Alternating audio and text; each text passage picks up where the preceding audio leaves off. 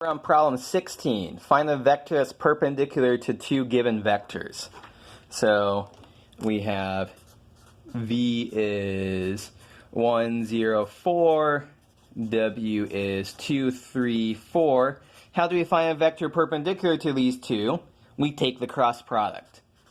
So this doesn't say cross product in here, but this is just a one calculation problem. Take the cross product of these two vectors.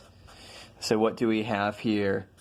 0 minus 12 times I hat, minus 4 minus 8 times j hat, plus 3 minus 0 k hat.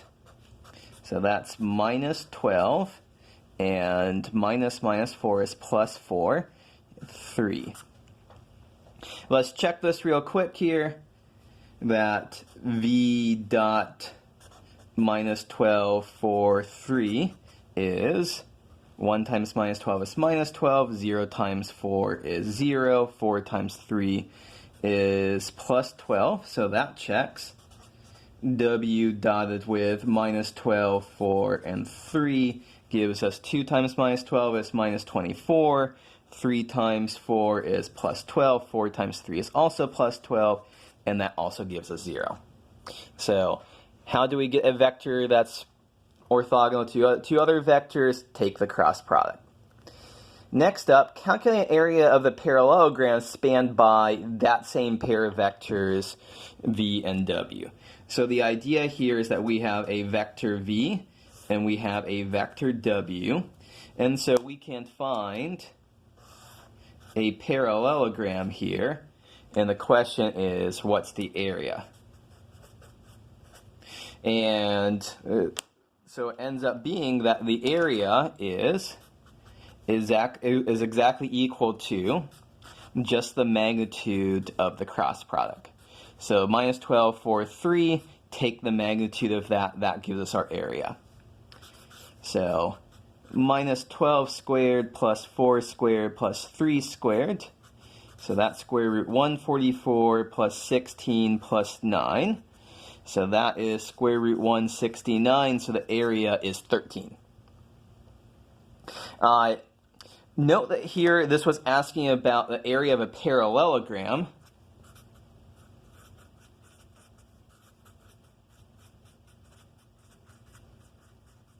Sometimes the problems might say, find the area of a triangle with those 3 points, and in this case the area of a triangle would just be 1/2 times the area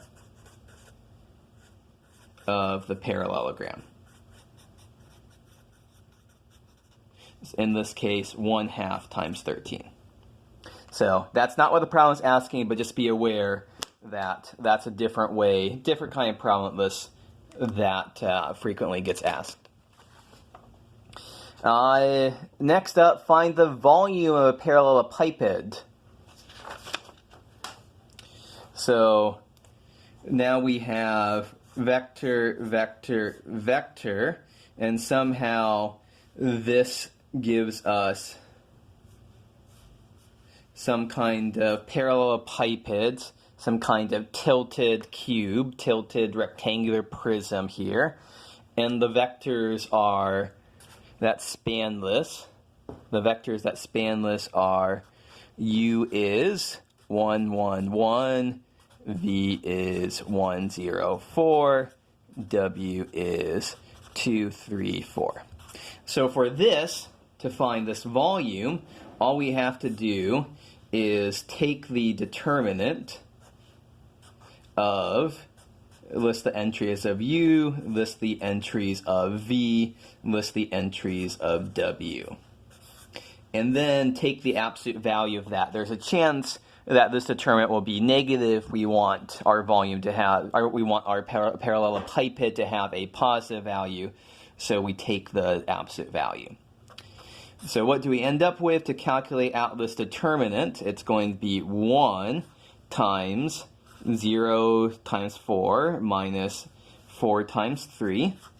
minus 1 times 4 minus 4 times 2, then plus 1 times 3 minus 0 times 2. So it's the absolute value of minus 12 plus 4 plus 3. It's the absolute value of minus 5, so the volume here is plus 5. Okay, that was problem 18. Problem 19 is having us find an equation of a plane through a point with a given normal vector. Hey, let's just write down what's going on here. Nice, easy problem. 0, 1, 0, and is 2, 1, 2. So our equation of the plane is 2 times x minus 0, 2 times x minus 0 plus 1 times y minus 1, plus 2 times z minus 0. I'll just comment here, maybe because this was such a short problem, that we could rewrite this in other forms. So if we expand this out, so you don't have to do this, but it is worth noting that we could expand this out. So 2 times x minus 0 plus 1 times y minus 1 plus 2z minus 0 is equal to 0. So 2x plus y plus z is equal to 1. That's another way to write it. Or we could write it with vectors. This is the vector 2, 1. Oops, what am I forgetting there? 2, 1, 2 dot x, y, z is equal to 1. So that's another way that we could write it. So there's some chapter 12 problems. Number 20, let's finish up this sheet in this video. So we've got a couple of more parameterizations to do. So we are told circle of radius 2 in a given plane with center 3, 2, 1. So radius 2, y is equal to 2 plane, center 3, 2, 1. So let's get our framework written out here. So the center is 3, 2, 1. Let's write that in there. And then we're told so the y is equal to 2 plane, so y is fixed. And so x and z are what's changing. So we'll stick in a cosine t in the x and a sine t in the y. And then the last thing we have to do is how do we take care of this radius?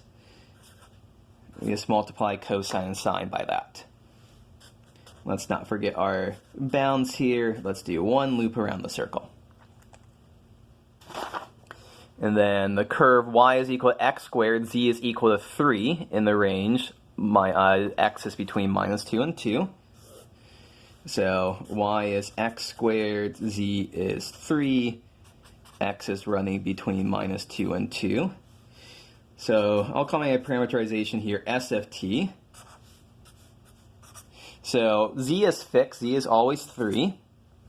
And we're going to basically replace x with t. So if x is t, y is t squared. So there's our parameterization, and we want x to run between minus 2 and 2. So that's just saying t is running between minus 2 and 2. So that finishes off our first sheet of the practice problems.